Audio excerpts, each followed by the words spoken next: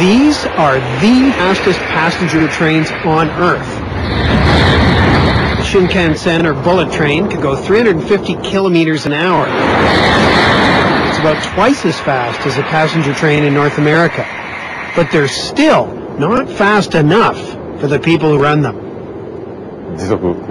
We are, at present, trying to implement a railway system that can achieve a speed of 500 kilometers an hour. And this is how they're planning to do it. At this test track a few hours from Tokyo, engineers are testing a new kind of train, one that floats on thin air and uses magnets for power. It's called maglev, magnetic levitation. And Japan is one of the few countries trying to apply the technology to passenger rail. Our end goal is to come up with a railway system which is reliable, stable, and comfortable, like the present Shinkansen system. Here's how it works. There are rotating magnets built into the side of the train. There's also a row of magnets on the side of the track.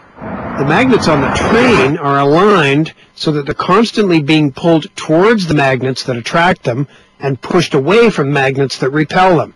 The train does have wheels, but once it hits 140 kilometers an hour, the wheels are retracted, just like the wheels on an airplane after takeoff. But the train is then suspended in midair by the magnets, meaning there is no friction to slow it down.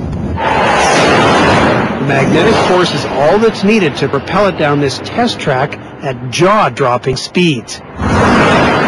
That was 500 kilometers an hour, about as fast as a plane. But the maglev can go faster than that. Here's what happened in 2003 when engineers tried to hit top speed. This test got them into the Guinness Book of World Records when their train hit 581 kilometers an hour.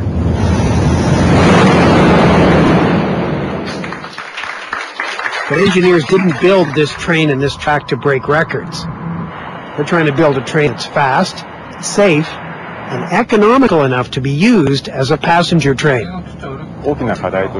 The main issues we are now facing include improving durability, developing technology to reduce costs, and finally we are trying to improve the aerodynamics of the train. So every day, engineers board this train armed with sophisticated instruments.